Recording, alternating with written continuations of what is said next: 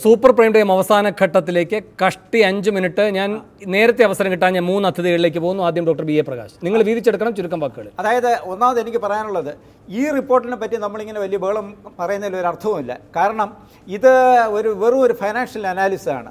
ഈ പ്രോജക്റ്റ് കൊണ്ട് നാട്ടിന് എന്ത് ഗുണം ഉണ്ടാകും അല്ലെങ്കിൽ സമൂഹത്തിന് എന്ത് ഗുണം ഉണ്ടാകും എന്നുള്ളതിനെപ്പറ്റി വ്യക്തമായ ഒരു അനാലിസും ഇല്ല. പിന്നെ ഇതിലുള്ള കണക്കുകളെല്ലാം 40-50 വർഷം കഴിഞ്ഞിട്ട് കിട്ടുന്ന വരവിൻ്റെ ബേസിലാണ് കണക്ക്. ഇപ്പോൾ ഈ 40 വർഷത്തിനിടയിൽ സാധനങ്ങളുടെ വില അല്ലെങ്കിൽ അതിൻ്റെ രൂപയുടെ മൂല്യം ബാക്കിയുള്ളതിലൊക്കെ എത്രത്തോളം വ്യത്യാസം വരും, ഇതെല്ലാം ഒരു റഫ് എസ്റ്റിമേറ്റുകളാണ്. ഇതിലൊന്നും വലിയൊരു CAG അങ്ങനെ നമുക്ക് വിമർശിക്കാം. പക്ഷേ എന്ത് ആദായം, എത്ര തൊഴിൽ, ഇതൊക്കെ സർക്കാരല്ലേ പറയേണ്ടത്. അപ്പോൾ നമുക്ക് സ്മാർട്ട് സിറ്റിയുടെ കാര്യത്തിൽ കഴിഞ്ഞല്ലോ. അതൊരു കാര്യമുണ്ട്. ഈ തരത്തിലുള്ള ഒരു വലിയൊരു പ്രോജക്റ്റിൽ എത്രത്തോളം IT പ്രോജക്റ്റിൽ തൊഴിലിനെ കുറച്ചുകൂടി കൃത്യമായി ഇതുപോലുള്ള ഒരു പ്രോജക്റ്റ് ഡയറക്റ്റ് ഇൻഡയറക്റ്റ് ആയിട്ട് വരുന്ന ഇഫക്ട്സിനെ പറ്റി ഒന്നും പറയാനൊക്കില്ല. അതുകൊണ്ട് ഇതൊന്നും വലിയ ഒരു വേദവാക്യം എന്നുള്ള രീതിയിൽ നമ്മൾ എടുത്ത് ഇതിൽ പോകേണ്ട കാര്യമൊന്നുമില്ല എന്നുള്ളത്. ശരി, ഒരു നിമിഷം അങ്ങേക്ക് അവസാനം തരാം. ശ്രീ എലിയാസ് ജോൺ.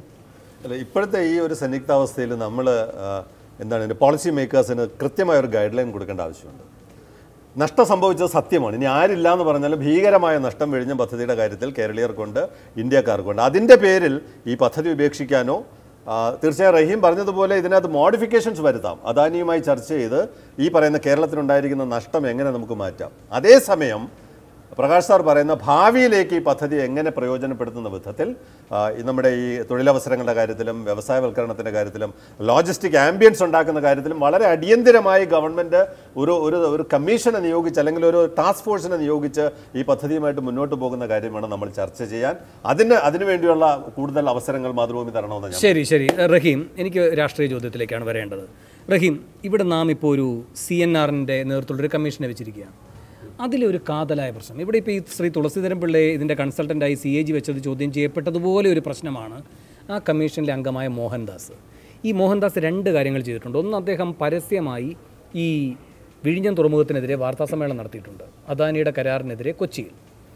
2, കഴിഞ്ഞ സർക്കാർ ഇങ്ങനെ അദാനിയുമായി ഏതാണ്ട് ഉറപ്പിച്ചില്ല എന്ന മട്ടിൽ വരുമ്പോൾ അദ്ദേഹം ഒരു മലേഷ്യൻ കമ്പനിയുടെ പ്രതിനിധിയായി രംഗത്ത് വരുന്നു. തട്ടിപ്പായിരുന്നു എന്നാണ് വിമർശനം ഉയർന്നിട്ടുള്ളത്. അങ്ങനെ ഒരാളെ വീണ്ടും ഈ കമ്മീഷനിൽ വെച്ചാൽ ഇത് കൂടുതൽ വിശ്വാസ്യതയാണ്.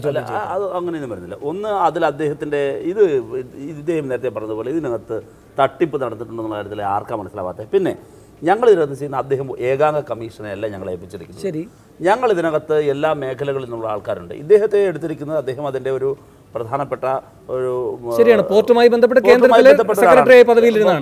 പക്ഷേ ഇങ്ങനെ ഒരു കുഴപ്പവും ചെയ്തിട്ടുണ്ട്.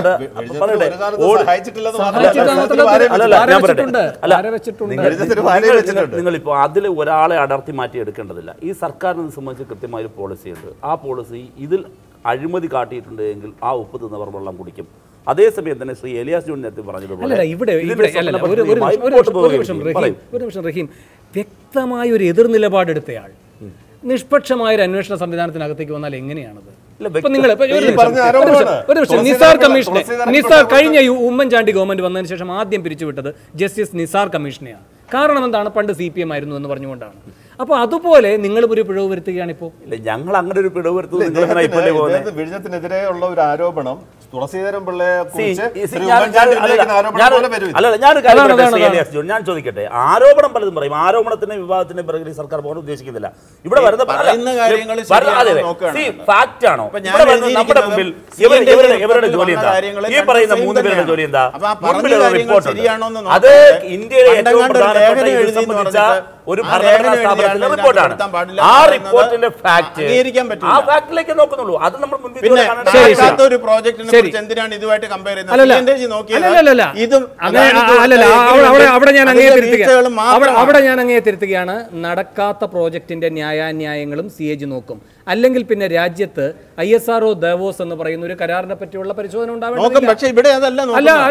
നമ്മുടെ മലയാളിയായ ISRO ഉന്നത സ്ഥാനത്തിരുന്ന വ്യക്തി ബ്ലാക്ക് ലിസ്റ്റ് ചെയ്യപ്പെടില്ല. അല്ല, എന്തോ ആകട്ടെ, ഞാൻ പറഞ്ഞത് നടക്കാത്ത കരാറുമായി താരതമ്യം ചെയ്തു എന്നൊക്കെ പറയുന്നത് അടിസ്ഥാനരഹിതമാണ്. അങ്ങ് ഇത്തരം ഒരു പ്രൊഫഷണൽ ഇരുന്ന ഒരാളായിട്ട് അല്ല സാർ, ഞാനൊരു കാര്യം ചോദിച്ചോട്ടെ. അത് പിന്നെ ഞങ്ങൾ ഏത് വെച്ചാൽ നോക്കണ്ട. അല്ലല്ല, കുളച്ചിലിന്റെ കാര്യമാണ് ഞാൻ പറഞ്ഞത്. അവസാനമായി വിഷ്ണുവിനൊരു ഊഴം, പ്രതിപക്ഷത്തിന് ഒരു അവസരമാണല്ലോ കൊടുക്കേണ്ടത്. ചുരുക്കം വാക്കുകളിൽ വിഷ്ണു. അല്ല, ഇതിന്റെ വരുമാനത്തെ സംബന്ധിച്ച് ശ്രീ ഏലിയാസ് ജോൺ പ്രകാശ് സാറുമായിട്ട് തർക്കുന്നത് കേട്ടു. സാർ, ഇതിനകത്ത് കൃത്യമായ പഠനമുണ്ട് സാർ. ഞാനും വായിച്ചിട്ടുള്ളതാണ് സാർ. ഇതിന്റെ ERR എന്ന് പറഞ്ഞത് 12% സാർ. ഇതിന്റെ IRR 16% sir. Economic rate of return എങ്ങനെയാണ് കണ്ടെത്തുന്നത് ഏലിയാസ് ജോണിന് അറിയാം, പ്രകാശ് സാറിന് അറിയാം, വേണുവിനും അറിയാം. ഇതിന്റെ ERR 12%. ഉമ്മൻചാണ്ടി ഒരു സ്വപ്ന പദ്ധതി കൊണ്ടുവന്നു. അതിന്റെ നേട്ടം ഈ സംസ്ഥാനത്തിനുണ്ടാകും. അത് അദ്ദേഹത്തിന് നിഷേധിക്കാനുള്ള ശ്രമമാണ്. ചരിത്രം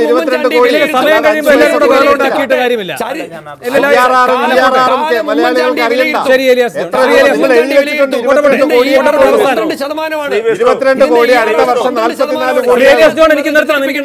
രാഷ്ട്രീയക്കാരുടെ ഊഴം അവസാനം ഈ